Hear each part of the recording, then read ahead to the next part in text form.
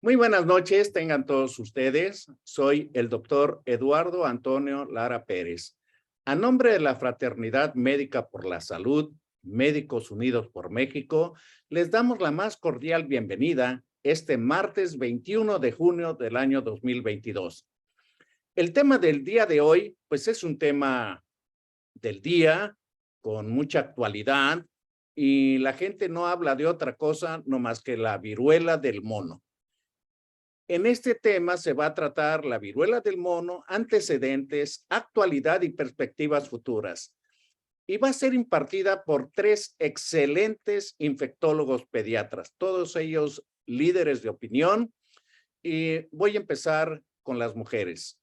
Va a estar presente la profesora doctora Sonia Arza Fernández, infectóloga pediatra, profesora de la Universidad de Asunción en Paraguay. Muchas gracias. También va a estar presente el académico doctor Antonio Luébanos Velázquez. Él es un conocidísimo infectólogo pediatra en la ciudad de Guadalajara. E igualmente, por último, y no por el ser el último, es en ese lugar, sino nuestro apreciado y querido doctor Antonio Arista Viveros, un infectólogo pediatra muy conocido, líder de opinión también. Y sin más preámbulos, voy a ceder la palabra al académico doctor Antonio Luébanos Velázquez. Adelante, Antonio. Bienvenido.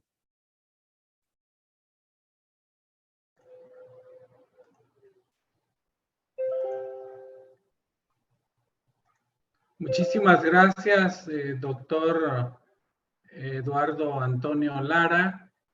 Por alguna razón no me deja iniciar mi cámara. Sin embargo, bueno, realmente lo importante es poder platicar con ustedes lo que atinadamente se ha comentado.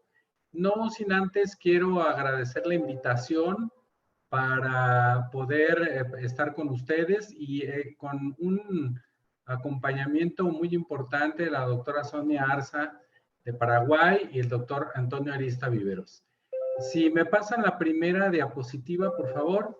En esta ocasión, a mí me tocó hablar al respecto de los antecedentes históricos. La primera diapositiva, doctora Sonia, por favor. Miren, pues nuevamente agradecer al doctor Lara esta invitación, el extraordinario trabajo que hace en la vinculación de Médicos Unidos por México y obviamente la Academia Mexicana de Pediatría. La siguiente, por favor. Como lo comenté, voy a hablar de historia y antecedentes. No me voy a referir a lo que está pasando en el 2022.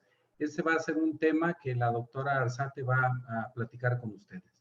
Sin embargo, quiero comentarles dos cosas. Miren, primero, ¿por qué se llama viruela del mono símica? Bueno, porque esta enfermedad se detectó por primera vez en varios simios en un laboratorio desde 1958, que como pueden ver, no es una enfermedad tan nueva. Sin embargo, hubo otros animales como los roedores, las ratas gigantes de Gambia, los lirones, las ardillas, que fueron quienes también lo presentaron. Está bien, no hay ningún problema. Pero también una parte muy importante, los perros de la pradera.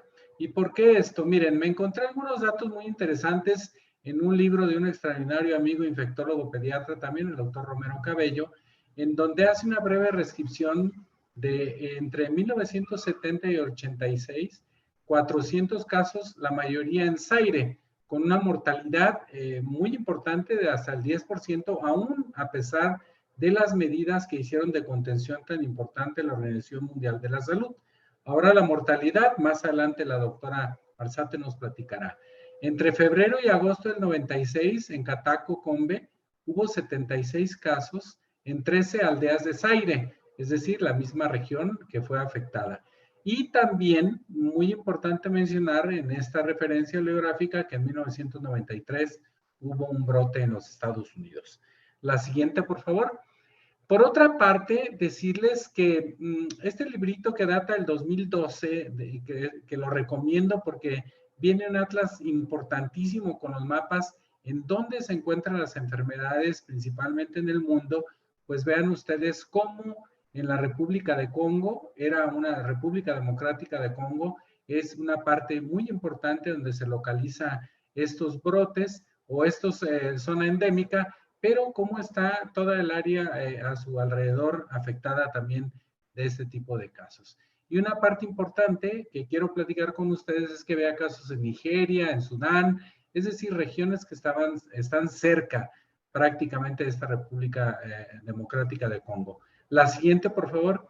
Y creo que una parte importante, este es un mapa del 2012. Miren, obviamente por primera ocasión en 1970 se detectó en la República Democrática del Congo en un niño de 9 años de edad en una región en la que la viruela se había erradicado desde 1968. Creo que por edad, algunos de los que estamos presentes en esta charla estamos vacunados justamente contra la viruela, no del mono, pero da cierta protección. Pero voy a platicar algunas cosas importantes. El genoma de avipoxivirus de la familia Poxviridae es justamente al que pertenece este virus de la viruela. Pero también recientemente, como en todos los lugares que se ha presentado la viruela símica, han tratado de encontrar la secuencia del genoma que hay. Y en Suiza, esto lo acaban de publicar ahora en mayo del 2022, la identificación del genoma que se está presentando en los casos que tuvieron ahí. Y por otra parte, es importante decirles que a pesar de que tiene una identidad mayor al 96% con el genoma del virus de la viruela, este virus no es un antepasado directo ni un descendiente del virus de la viruela. Y más adelante lo vamos a explicar por qué. La siguiente, por favor, es una microfotografía electrónica de los casos que hay. Y miren, creo que una parte importante que hay que comprender es que la cuenca del Congo es la segunda región tropical en tamaño después de Amazonia. Se extiende a lo largo de Camerún, República Centroafricana, el Congo, Brazzaville, República Democrática de Congo, Guinea Ecuatorial y Gabón. Pero aparte de la gran cantidad de población que hay, existen más de 1000 especies de pájaros, más de 400 especies de mamíferos, más de 10,000 especies de vegetales y muchas de las cuales no se encuentran en ningún otro lugar de la Tierra. Pero también una parte importante es que desde que se identificó esta viruela símica, la mayoría de los casos han sido justamente en estos bosques tropicales de la cuenca del Congo. Que vean ustedes, hay una fotografía de la cuenca del Congo, y que además Greenpeace hace una labor muy importante de conservarla.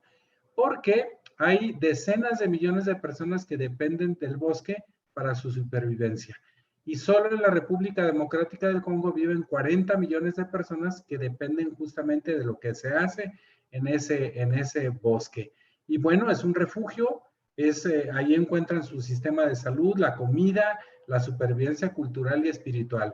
Y obviamente desde entonces, principalmente en 11 países africanos, es que se encontraba esparcida esta viruela símica. La siguiente, por favor. Por otra parte, hay algunos antecedentes. Esto es fotografías, están tomadas de una página de Greenpeace de cómo viven los niños. Obviamente la tala de los árboles, que es muy importante, y pues obviamente, como lo comenté, una parte importante para la supervivencia de las personas que viven ahí y por supuesto los niños. Y por supuesto la convivencia con algunos mamíferos. La siguiente, por favor. Déjenme compartirles que hay datos de 1996 y 97 en donde se notificaron, como lo comenté, brotes en la República Democrática del Congo con una tasa de letalidad más baja y una tasa de ataque más alta de lo habitual. Esto es porque es una zona en donde está justamente importante distribuida. Y la otra parte que quiero compartir con ustedes es que hay dos clados o ramas del virus del África Occidental que está asociado con una presentación clínica más leve, y mientras el de la cuenca del Congo es más patógeno y está asociado con una mayor transmisión de persona a persona, y sin embargo, este es el que está más presente en los brotes globales actuales. Y esto es importante y por eso tratan de identificar rápidamente el genoma en los lugares en donde se están presentando fuera de esta zona que es zona endémica. La siguiente, por favor. Por otra parte, también mencionar que en el 2017 Nigeria ha experimentado un brote de grandes proporciones, más de 500 casos sospechosos y más de 200 casos confirmados, y una tasa de letalidad de aproximadamente el 3%. Al día de hoy siguen continuando notificándose casos con la letalidad que seguramente ya está incluida en los casos que hay en el resto de los países que se ha presentado. La siguiente, por favor. Esta es la ubicación que tiene Nigeria, cerca de Congo. Y por otra parte, los antecedentes de Estados Unidos en el 2003 y en el 2021. El primer brote en el 2003 que se produjo fuera de África, justamente es en los Estados Unidos y principalmente incluidos en Wisconsin, Indiana, Illinois, Ohio, Kansas, Missouri y Nueva Jersey. Muy identificada la zona aquí en esta fotografía que pueden ver del brote de la viruela, y esto porque se relacionó principalmente con contactos de perros de las praderas infectados, y estas mascotas habían sido alojadas con ratas de Gambia y lirones enanos africanos que habían sido importados desde Ghana. Ahí, pues, lo que se presentó y motivo del cual fue el vector en el cual justamente se importó, por decirlo así, o se exportó a los Estados Unidos este primer brote en el 2003. No es el único, hubo también en el 2021 y los próximos que se han referido, como lo dirá la doctora Arzate. La siguiente, por favor. Fueron 93 casos en el 2003 los que hubo. Posteriormente, en el 2018, se notificaron casos de personas que viajaron de Nigeria justamente a Israel, y ahí también se presentaron algunos casos en septiembre del 2018. La siguiente, por favor. Esto es con la intención de dar una secuencia de cómo se ha esparcido por el resto de algunos países y cómo se lo sigue haciendo. Y algunos reportes en el 18, 2019, 2021 del Reino Unido, de igual manera, gente que había viajado de Nigeria al Reino Unido, en los últimos 4 años se presentaron algunos casos notificados e identificados en su secuenciación genómica. La siguiente, por favor. También en el 2019, el mismo personas que viajaron de Nigeria hacia Singapur, se viajaron en el 2019 y también ahí hubo identificación de casos, los cuales rápidamente fueron contenidos con las medidas que también van a ser vistas en esta charla por el doctor Antonio Arista. La siguiente, por favor. Bueno, como lo comenté, a mí la parte histórica me tocó justamente hasta el 2021. No he tocado nada del 2022 porque en la excelente disertación que va a hacer la doctora Arzate y que va a culminar el doctor Antonio Arista se verá lo que está pasando actualmente. Sin embargo, termino diciéndoles que en el 2022 los contagios continúan. Definitivamente hay una alerta epidemiológica. No sabemos qué es lo que va a pasar, pero esperemos que con las medidas de control suceda lo que ha pasado con algunos otros países, de tener tasas de letalidad de hasta el 10%, prácticamente en algunos países se han abatido y esperemos que esto siga sucediendo. Muchísimas gracias por su atención y cedo la palabra a la doctora Arzate.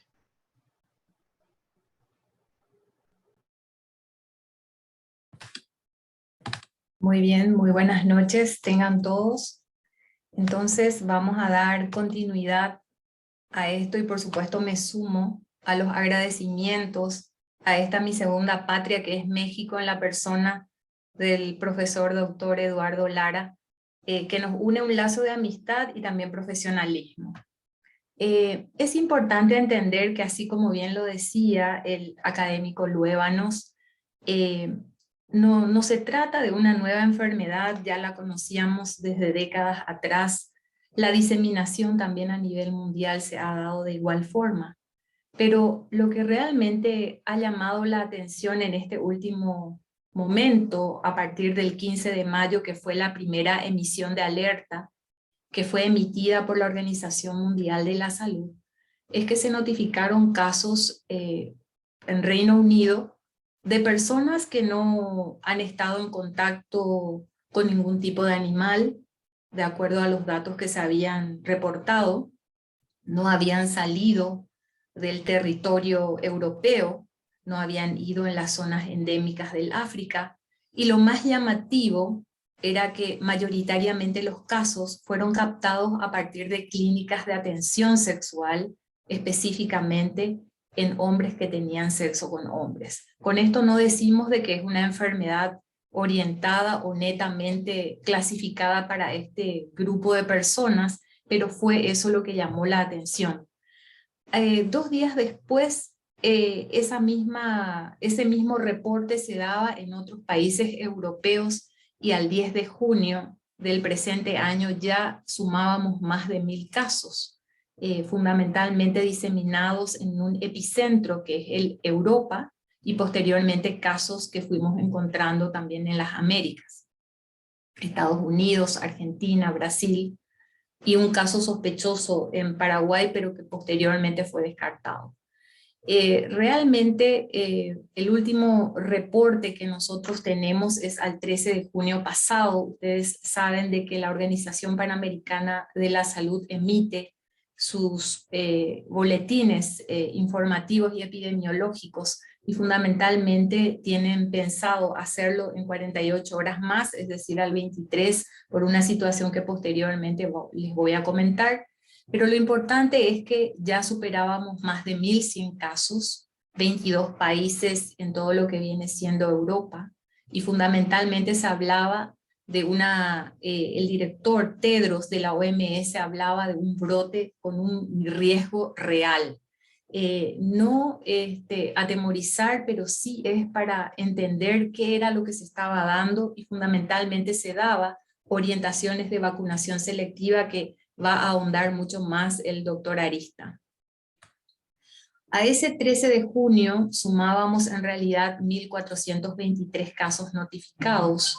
Teníamos una distribución importante, como les decía antes, en todo lo que viene siendo Europa, y ya una diseminación también a nivel de América, empezando por América del Norte, 45 personas, Canadá con el mayor número de casos que superaban los 100, una distribución en aquel entonces teníamos en México un caso, hoy se están reportando un poquito más en número, lo mismo se daba en Argentina y Brasil, y el dato importante, por lo menos el de la Argentina, se sabía de un hombre que 15 días antes estuvo en España y que posteriormente ingresa a Argentina y presenta estas lesiones asociadas con fiebre y decaimiento generalizado, pero la mayoría de los cuadros autolimitados y no se ha reportado, por lo menos de los más de 1400 casos, fallecimientos.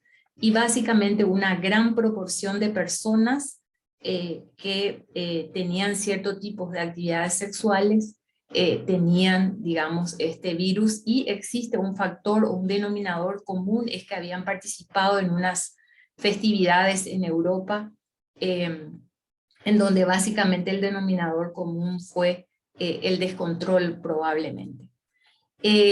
Ya bien lo hablaba el doctor Luébanos, conocemos a este virus, pertenece al género de Orthopoxvirus, es un virus que ya fue descubierto en 1958, en Europa, en África, que es el epicentro en donde existe una endemia, fundamentalmente hasta los momentos en donde se administraba la vacuna contra la viruela humana, los casos no se habían reportado.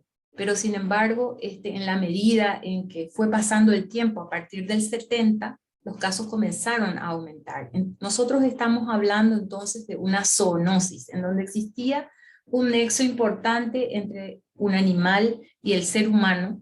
Eso fue perfectamente demostrado y se necesitaba de un contacto estrecho. El punto que en estos instantes atemoriza es que muy probablemente existan otras vías de transmisión en donde la vía sexual probablemente está presente, ¿verdad? Si bien existen atisbos de demostrar eso, aún no se ha certificado. Por lo tanto, lo que hablamos es que la transmisión se tiene que dar a través de un contacto directo, a través de fluidos, de lesiones corporales, objetos contaminados inclusive, y también el importante tenor de que esta transmisibilidad va a depender muchísimo de la proximidad del contacto. Sin embargo, es importante conocer, probablemente ya lo saben, existe por supuesto una alta chance o posibilidad de que la vía sexual sea uno de los mecanismos de transmisión.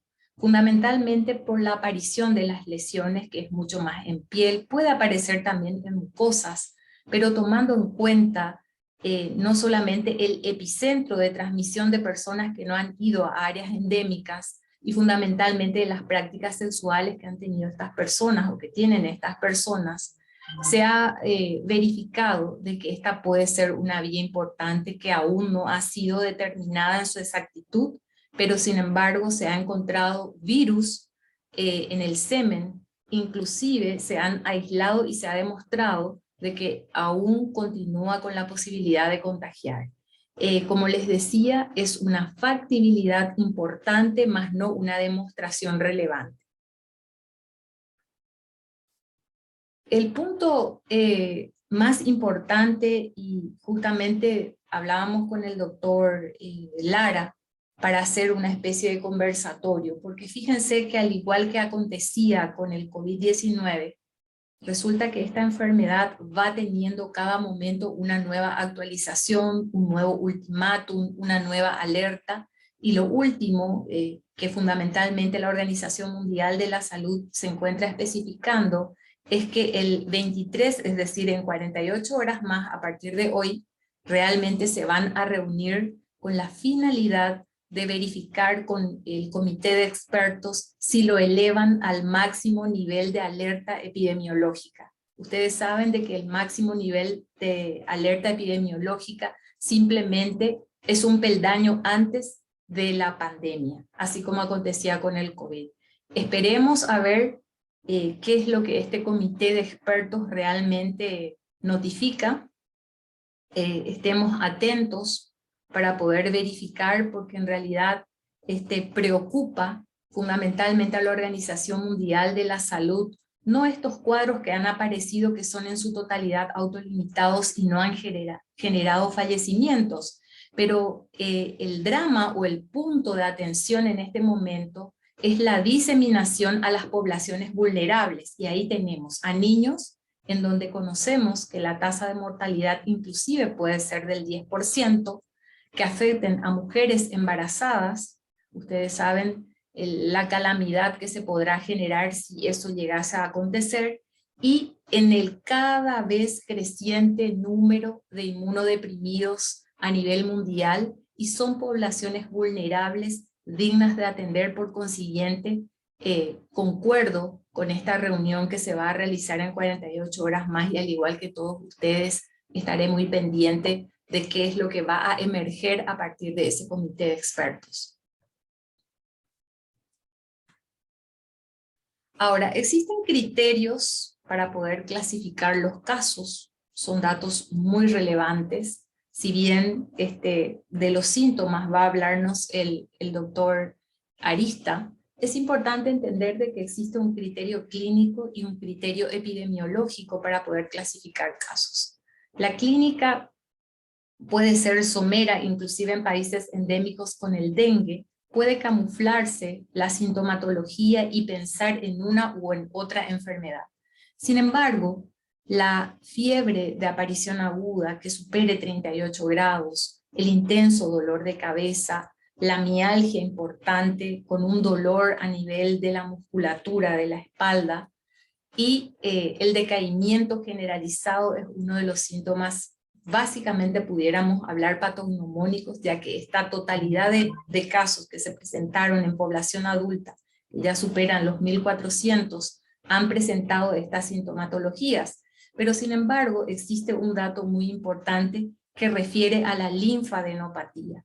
Por lo tanto, es importante, ya que somos docentes que orientan y que está formando a residentes, es importante desempolvar estos conocimientos y alertarlos, atendiendo a la diseminación importante que se está dando a nivel mundial de los casos, sin que, como ya decíamos antes, las personas hayan estado en zonas endémicas. El criterio epidemiológico es otro muy importante. El COVID creo que nos ha enseñado muchísimo en cuanto a epidemiología, y por más de que seamos pediatras, ginecobstetras, clínicos generales, terapistas intensivistas, hemos aprendido mucho de la epidemiología. Ahora, es importante entender que si en los 21 días antes del inicio de síntomas ha existido un contacto estrecho con un caso confirmado de viruela símica o un caso en investigación tiene que ser tomado como sospechoso. Ha tenido o mantenido relaciones en contextos sexuales de riesgo, es un punto también importante en este momento. No importa si es con el mismo sexo, es importante entender esto. Antecedentes de viaje a zonas endémicas, fundamentalmente en África Occidental o Central, en donde existe una importante circulación del virus, y por supuesto el criterio de laboratorio, en donde a través de la secuenciación por PCR podamos demostrar el genoma vírico en este caso.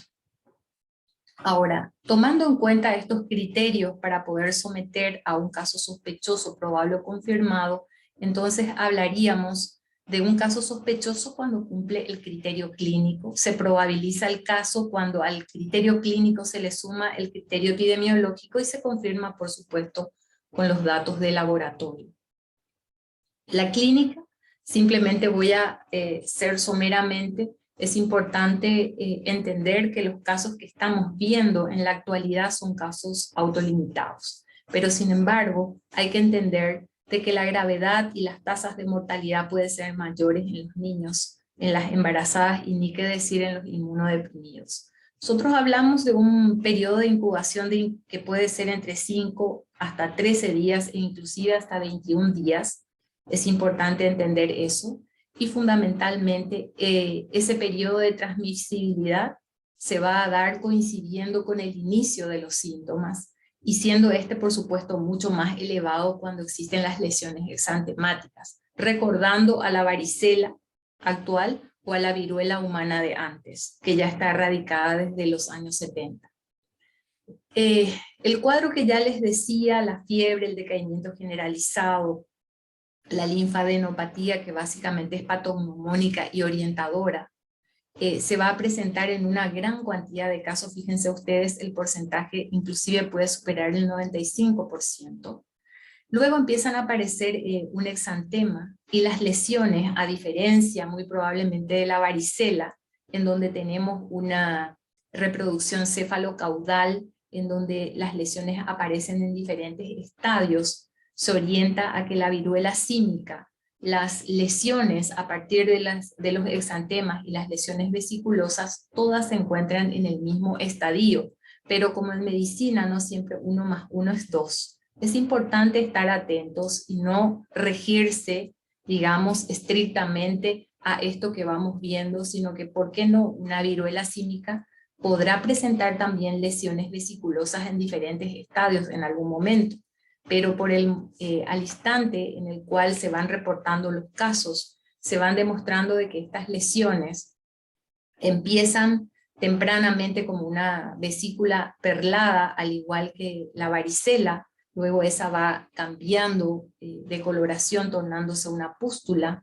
Fíjense ustedes, la afectación fundamentalmente también tiene una distribución cefalocaudal, afecta mucho las áreas superiores del cuerpo, y fundamentalmente podemos corroborarla también en palmas y plantas, y las lesiones generalmente se encuentran todas en el mismo estadio, que sería, digamos, una orientación definitoria para poder pensar de que se está tratando de una viruela símica, si tomamos en cuenta este tipo de lesiones. Entonces, por mi parte, yo al tiempo de agradecer, simplemente hacer un breve análisis, decir de que en estos últimos tiempos estamos verificando de que esas zoonosis se están convirtiendo en graves problemas para el ser humano, y por supuesto dejo al profesor Arista con la palabra en este momento y posteriormente estaremos disponibles para las preguntas. Muchas gracias. Buenas noches, me da gusto estar aquí con ustedes nuevamente y hablarles precisamente sobre algunos aspectos de diagnóstico respecto a la viruela sísmica o del mono. Miren, esta es una zoonosis, como bien lo mencionó la doctora Sonia, en donde el humano ha tenido gran culpa. Hemos destruido bosques, hemos cambiado la ecología del planeta, hemos invadido los hábitats de los animales Y es evidente que estamos sufriendo las consecuencias en estos momentos.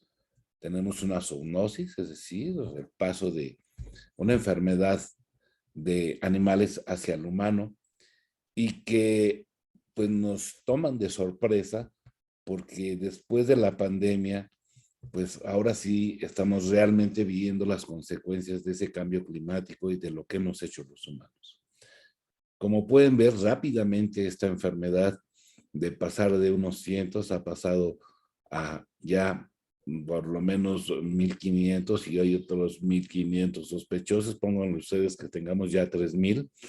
Y la reunión precisamente que mencionaba la profesora Sonia, efectivamente la OMS se va a reunir para ver si se da una alerta generalizada. Por lo tanto, los médicos de primer contacto, los pediatras, los médicos generales, de cualquier especialidad, debemos estar atentos pues a estas alertas y sobre todo estar sensibles. Los ojos, la mente no sabe lo que los ojos no han visto, por lo tanto es fundamental basarnos en los datos epidemiológicos, tener presente que podemos enfrentarnos a casos sospechosos y el cuadro clínico, como siempre ha sido la clínica, es nuestro gran aliado. Si tenemos los antecedentes que ya se mencionaron y un cuadro clínico donde efectivamente hay cefalea, fiebre, mialgias, dolor de espalda, astenia, dinamia y la linfadenopatía, y además el diagnóstico de un exantema papulovesicular que puede confundirse con la varicela. Sin embargo, una de las características, y lo mencionó acertadamente la profesora Sonia, en el caso de la varicela, pues vamos a encontrar las lesiones de mácula, pápula, vesícula y costra al mismo tiempo. Las 4 lesiones van a estar al mismo tiempo. Una de las diferencias en la viruela del mono es que justamente la mayoría de las lesiones van a estar prácticamente en el mismo estadio. Entonces, aparecen este exantema a los 3 días después de la fiebre con una mácula, es decir, un levantamiento de la piel, una pápula, ¿sí? Y una vesícula que evoluciona a una pústula. Posteriormente pasará hacia una cosa. El diagnóstico puede ser, y es algo que no tenemos la costumbre en México, y me imagino que también en muchos países de Latinoamérica no tienen la costumbre de reportar sus casos cuando los ven. Por lo tanto, para saber que hay un problema, primero debemos saber dónde estamos parados, qué cantidad de casos hay, para tomar las medidas necesarias y no que nos pasó con la experiencia del COVID, ¿verdad? Si no cuento, si no hago el diagnóstico, pues la enfermedad no existe. En este caso, es fundamental tener los datos precisos y podemos reportarlos. El diagnóstico se puede hacer con pruebas de PCR en muestra precisamente de estos sudados húmedos de preferencia, pero también se puede obtener inclusive de las costras. Podemos buscar los anticuerpos anti-ortopoxivirus que nos pueden orientar hacia el diagnóstico. La que sigue, por favor. Entonces, ya nos habló magistralmente la doctora Sonia sobre los criterios epidemiológicos, pero hay que hacer el diagnóstico, ¿sí? El diagnóstico es fundamental. Quiero que saquen sus teléfonos, por favor, y por favor capturen ese código QR, ¿sí? Si estamos ante un paciente con la sospecha de un caso de viruela sísmica, tenemos que reportarlo y hay un manual para el envío de las muestras para el diagnóstico de viruela sísmica en nuestro país y ahí está el INDA y justamente pone a su disposición este manual, ahí viene la dirección de cómo inclusive enviar las muestras. Por lo tanto, si entramos ante una sospecha, una vesícula, ¿verdad? En donde el paciente se está deteriorando, tenemos en cuenta que hay que tomar un frotis de la pápula, especialmente un exudado húmedo, seco o seco de las lesiones, o sea, cuando ya está la cosa, se puede aún encontrar el virus y hay que raspar enérgicamente justamente donde está la lesión con un hisopo seco, ¿sí? De poliéster o de dacrón, es importante, y colocándolo en un tubo estéril. Es muy importante que no sea de cristal, ¿sí? Porque justamente no se va a poder aislar adecuadamente el virus. Debe colocarse en un tubo estéril de policarbonato con tapón de rosca.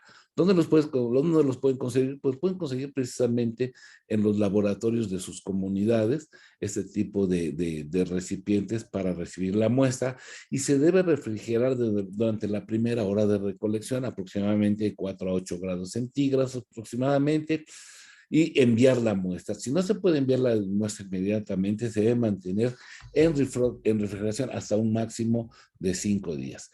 El Instituto Nacional de Referencia Epidemiológica ahorita en estos momentos está muy sensibilizado, ya que están en espera del llamado de la alerta de la Organización Mundial de la Salud, y tenemos que reportar los casos sospechosos. Yo sé que es difícil, que es una tarea burocrática a veces que no queremos realizar, pero es fundamental que lo hagamos para poder saber en dónde estamos parados. La siguiente, por favor. De tal manera que las perspectivas actuales y futuras de la viruela del mono del simio o del mono, ¿sí? Es que sabemos que hay pocos tratamientos específicos contra la infección del virus de la viruela del mono. Hay pocos tratamientos, los que hay no están bien estudiados, ¿sí?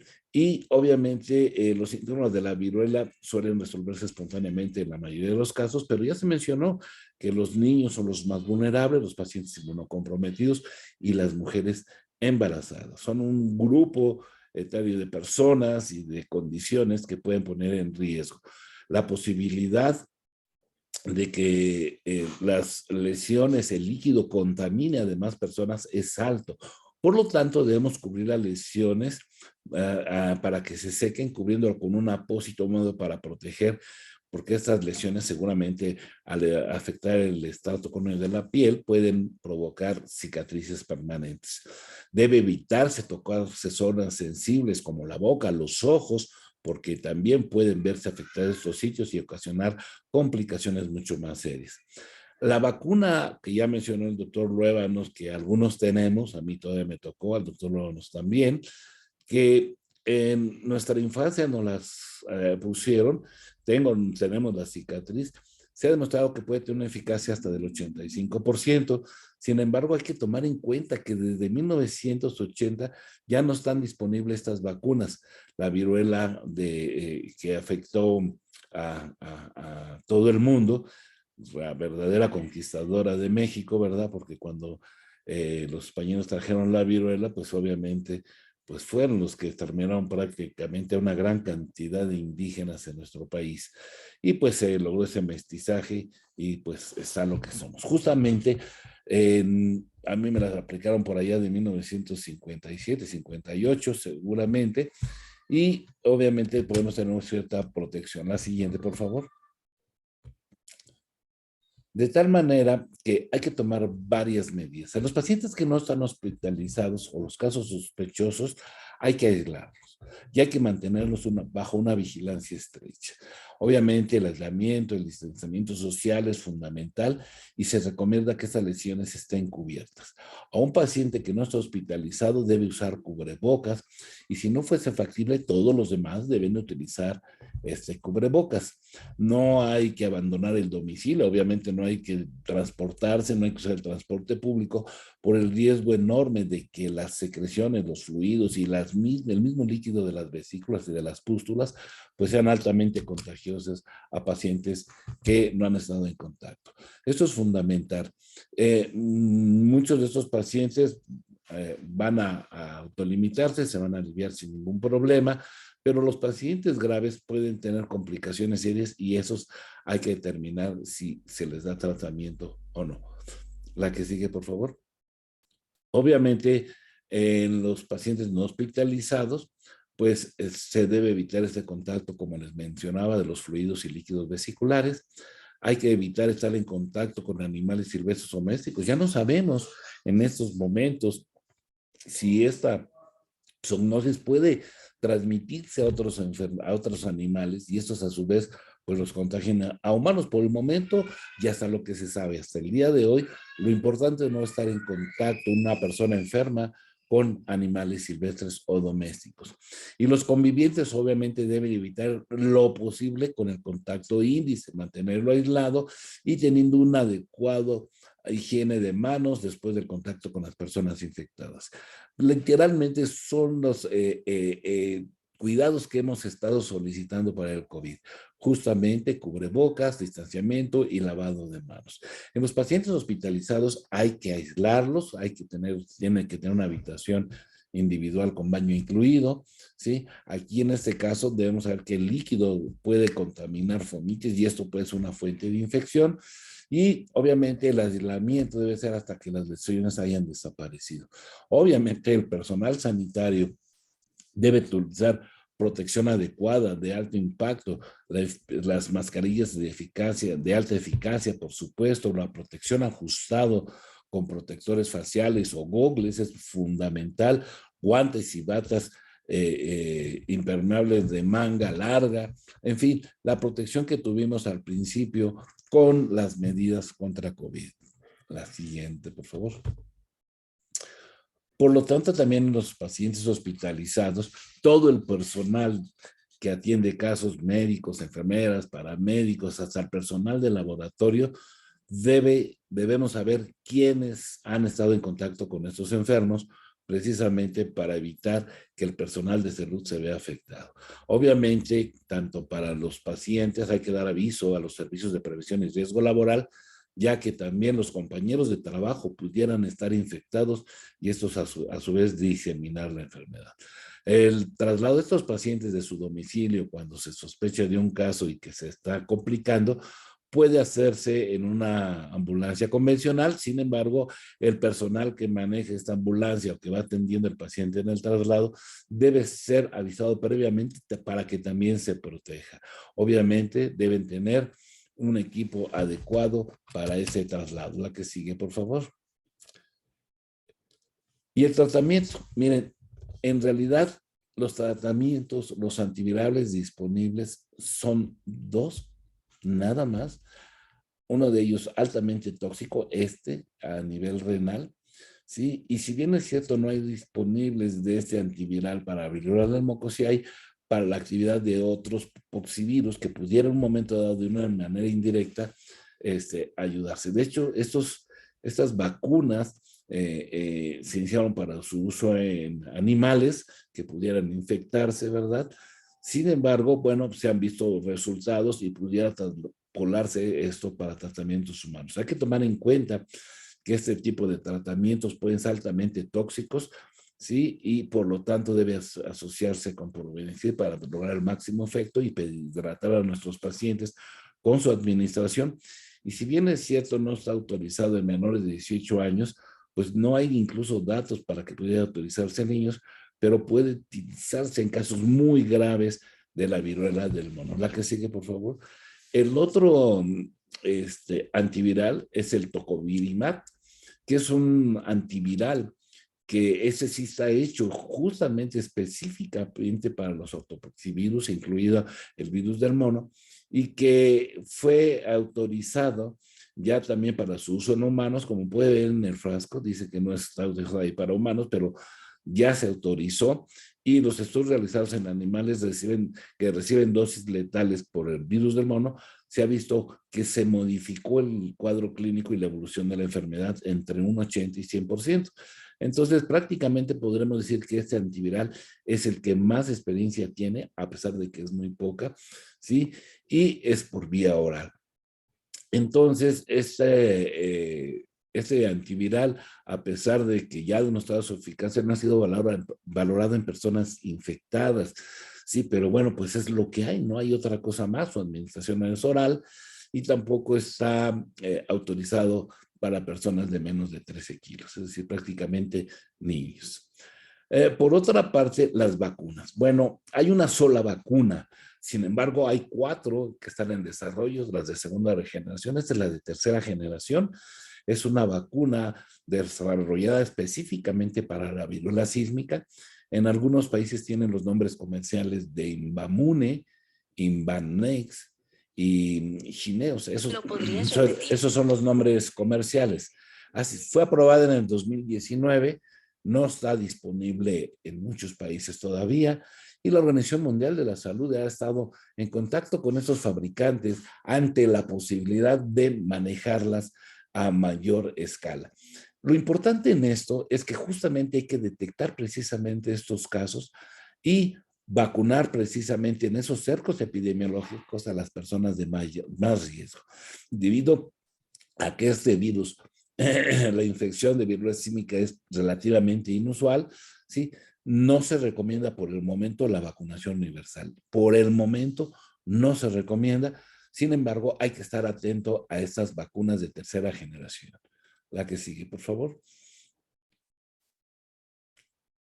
Esta vacuna, como les estaba mencionando, es una vacuna en donde se utilizó al virus del mono, ¿sí? Un virus ANCARA modificado, no replicante, y que además ha sido atenuado por diferentes pases, una gran cantidad de pases apoyos, y que ha brindado una respuesta inmune protectora contra la variedad de estos virus.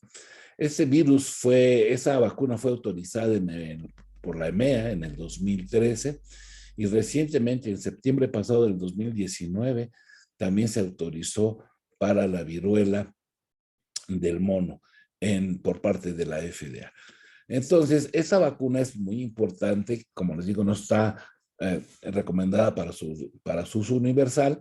Sin embargo, se puede considerar como profilaxis post-exposición. Es de las pocas vacunas que, si bien es cierto, es preventiva, también puede utilizarse post-exposición, ya que puede modificar la evolución de la enfermedad. Obviamente debe administrarse los primeros 4 días posteriores a la exposición de un caso confirmado por el virus del mono para prevenir pues, el cuadro clínico de este. Y entre los 4 y 14 días puede modificar el curso de esta enfermedad.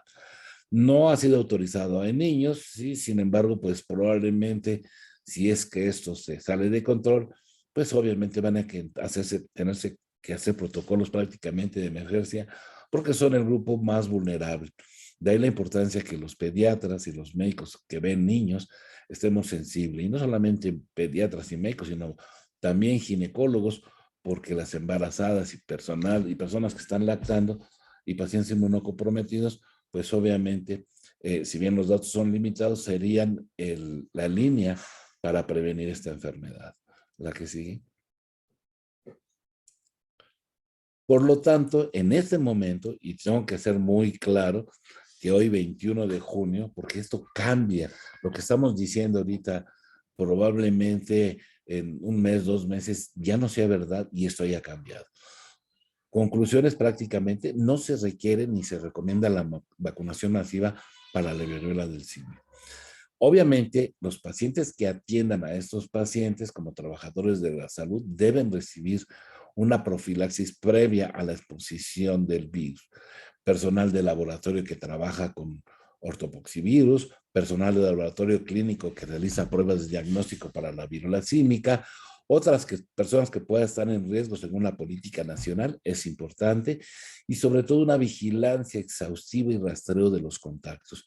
Esto nos va a evitar que tengamos otra pandemia. Esto debe ir acompañado de una fuerte campaña de información. En este momento, yo creo que todos ustedes y todos los que estamos aquí debemos ser voceros de esta campaña de información, y obviamente el uso de las vacunas contra esta enfermedad debe ser evaluada respecto a los riesgos y beneficios individualmente. Tenemos que valorar a nuestros pacientes en el caso que tengamos disponibilidad de esta vacuna, en quienes se le pueda aplicar y en qué otros y en qué pacientes no. Estas son informaciones muy recientes sobre las inmunizaciones para la viruela del mono. ¿La que sigue?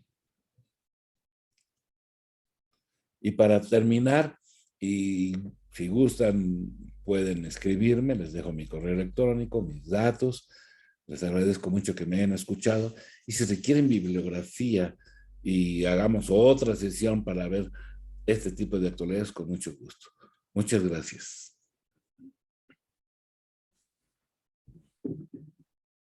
Muchas gracias a nuestros 3 ponentes, la doctora Sonia Arza, el doctor Antonio Luébanos, el doctor Antonio Arista Viveros, Y bueno, de inmediato saltan aquí algunas preguntas. La primera es si es considerada una zoonosis.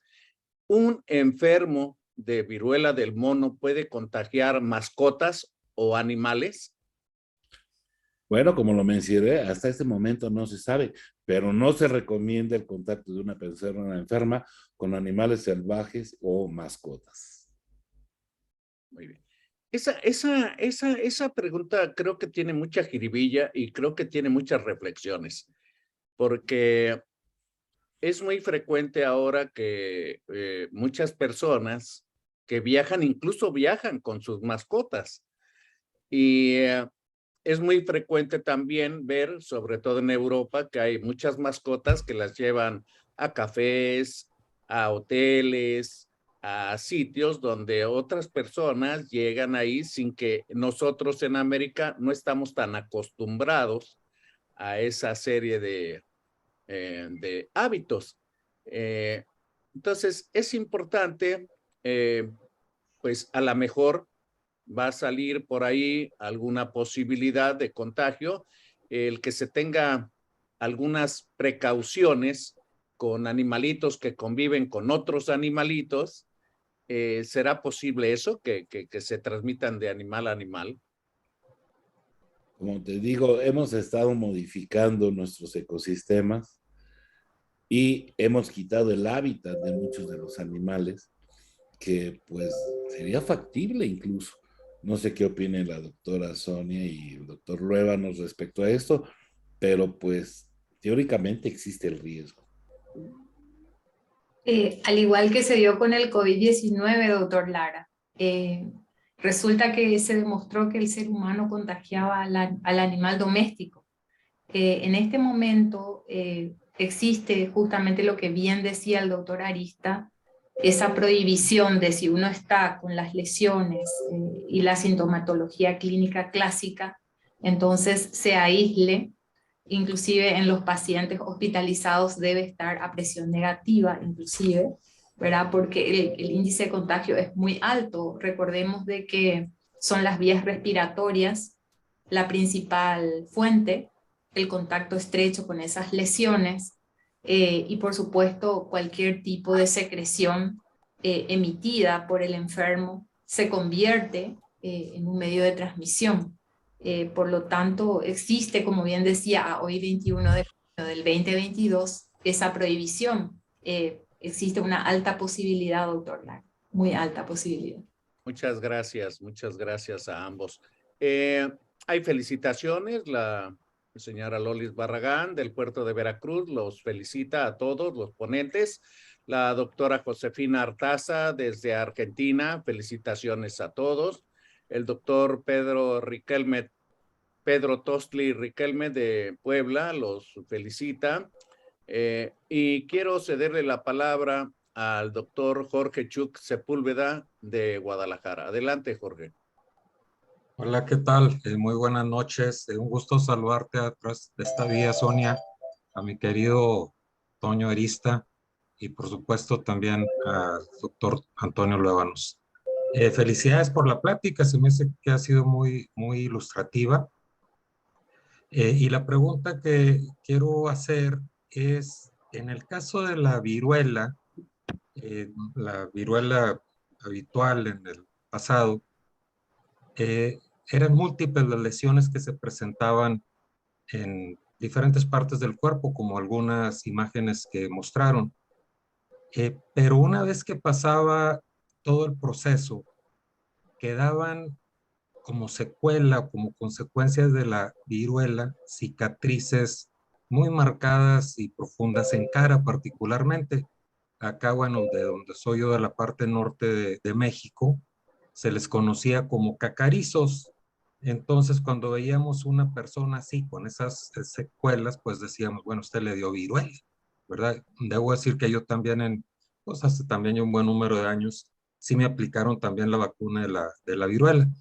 Pero esto va encaminado al hecho de que en estos casos ahora de la viruela símica, quedan también lesiones de esas características como en el caso de la viruela que conocemos o que conocimos anteriormente, ¿Y qué otro tipo de secuelas o consecuencias pudiera haber relacionados al haber padecido la enfermedad? No sé si quiera contestarle. A ver, doctora Sí. Sonia. Sí, Sí, adelante. las lesiones, si vemos las lesiones a nivel, como tiene 10 capas la epidermis, doctor Chu, lo que se demostró aquí que son lesiones superficiales no tan profundas como las de la viruela humana, ¿verdad? Ahora, en relación a si deja secuelas a nivel de la piel, va a depender mucho de la reacción que hacen las personas, ¿verdad? Existen algunas propensas, sobre todo a las complicaciones. Se ha visto de que como existe una solución de continuidad, se complican con infecciones y ahí la pústula puede perdurar un tiempo mucho más sustancial y generar una lesión permanente a nivel de la piel, ¿verdad? Si existen complicaciones. En relación a otras complicaciones, como bien decía el doctor Arista, se ha visto de que el nervio óptico puede quedar afectado. Recordemos que son lesiones vesiculosas que no solamente aparecen en piel, sino también en mucosas. De hecho, se está investigando mucho el hecho de si realmente es una transmisión sexual en estos HSH, hombres que tienen sexo con hombres, o en realidad aparecieron lesiones vesiculosas en ciertas áreas en donde las prácticas sexuales son habituales en este grupo humano. Entonces, si hubo un contacto estrecho y si las lesiones aparecieron realmente en mucosas, ¿verdad? Entonces, pueden existir también encefalopatías, por supuesto, recordemos que hacen viremias, entonces pueden existir encefalopatías, afectaciones cardiogénicas, es por eso de que en inmunodeprimidos, en mujeres embarazadas y en niños, existe una alta posibilidad de mayor tasa de mortalidad, demostrado en los niños, sobre todo en zonas endémicas del África, en donde inclusive las tasas de mortalidad alcanzaron el 15%. Entonces sí es de esperar. Yo creo que esta reunión que se va a realizar en 48 horas para adelante es muy importante y como comunidad médica tenemos que estar muy atentos a lo que van orientando desde este grupo de expertos realmente. Muchas Bien, muchas gracias. gracias y un abrazo a todos a ustedes, los ponentes. Excelentes pláticas. Muchas gracias, doctor Chuk, y muchas gracias, doctora Sonia Arza. Felicitaciones de parte del doctor Cipriano desde Torreón. La doctora Rocío Mendieta pregunta si también es contagiosa la viruela del mono en fase de costra. Bueno, hasta el momento incluso se puede tomar muestras del virus, inclusive de las costras. Así que hay que esperar un tiempo razonable de que seque perfectamente la lesión. Entonces, si se pueden tomar muestras para detectar el virus, probablemente siga siendo contagiosa la etapa de costra. Muchas gracias, doctora Arista. Siguen las felicitaciones. La doctora Freud Guerrero les felicita a todos. Y pues por desgracia estamos llegando al final del tiempo destinado, pero a mí me gustaría pedirles un mensaje, si vamos en el mismo orden, doctora Sonia Arza, un mensaje final. El mensaje final sería de que tenemos que adiestrarnos del personal sanitario y creo que ese primer contacto es muy importante porque, como bien decían los que me acompañaron en esta charla, la notificación es muy importante para investigar. Por lo tanto, es importante desempolvar conocimientos y a los que tenemos enseñando en las universidades y en las residencias médicas, hacer de que estén actualizados para que ellos puedan dar esa alerta tan necesaria, porque como bien decía el doctor Arista, muy probablemente existan ya 3.000 casos o 4.000 en estos momentos, ¿verdad? Entonces, ese sería el mensaje, doctor. Hay que conocer para reconocer y alertar. Gracias. Muchas gracias, doctora Arza. Quiero recalcar lo que mencionaste, que acerca de que no se ha concluido que las relaciones sexuales de tipo homosexual pudieran ser un detonante de esta enfermedad, tampoco se descarta. Y también hay aspectos de bisexualidad, o sea, personas que tienen actos homosexuales y que aparte tienen una pareja heterosexual. Entonces eso complica un poco más la cuestión de los contagios, posiblemente. El doctor Antonio Luébanos tiene problemas con su cámara, pero vamos a pedirle si quiere dar un mensaje final, al menos en audio. Sí, muchas gracias y lamento por alguna razón no pude volver a conectar mi imagen, pero quiero decirles dos cosas y tomaré el primero el comentario que acertadamente se hace. La OMS ha pedido que no estigmaticemos la enfermedad al respecto, lo que tiene que ver justamente con esto que se describió al inicio, ya atinadamente descrito al respecto de hombres que tienen sexo con hombres. Y segundo, mi segundo mensaje es que nuevamente la naturaleza nos pone a prueba el conocimiento médico. Después de 64 años de haber sido descubierto este virus, pues está siendo presente en otros países y nuevamente creo que estamos ante un evento que tiene que ver con la globalización y la rápida movilidad que se tiene en todos los países. Esto no termina, seguramente vendrán otras nuevas epidemias y habrá que estar al pendiente de lo que sucede con estos casos. Muchísimas gracias y felicito también a los dos disertantes y en especial a ti, estimado Eduardo Antonio, por coordinar estos esfuerzos. Muchas gracias, Antonio. Y finalmente, pues quiero pedirle al doctor Antonio Arista Viveros un mensaje final. Adelante. Bueno, primero que es una delicia disertar junto con profesores tan destacados como la doctora Sonia y el doctor Antonio Luébanos, y que nos coordines tú, mi querido tocayo, ante este problema que se nos avecina. Nada más quiero decirles que no son dos virus, el virus de la viruela que nos atacó hace años y para la cual tenemos, los que tenemos edad, estar vacunados, y la viruela del mono. ¿Sabían ustedes que hay otras variantes de virus de viruela que afecta a búfalos, que afecta a roedores, es más, inclusive a reptiles? Entonces, ¿qué es lo que está sucediendo? En muchos países se toman como mascotas animales que son salvajes y que no deberían ser mascotas, porque no están hechas para eso y generalmente les cuesta la vida, que pueden ser vectores de estas enfermedades, de esta y otras muchas enfermedades. Y algo muy importante, no importa en qué trinchera estemos, si estamos a nivel institucional o estamos en la medicina privada, tenemos la obligación de reportar los casos, como lo mencionó bien la doctora Sonia, para saber en dónde estamos parados, qué es lo que nos está afectando. Justamente la falta de información es lo que nos hace llegar tarde a las soluciones importantes. Muchas gracias por habernos escuchado. Muchísimas gracias a la doctora Arza, al doctor Luébanos, al doctor Arista. Siguen las felicitaciones con la doctora Sonia Albrecht. Les felicita a todos por una excelente conferencia. La doctora Elvia Lachino Martínez también les felicita.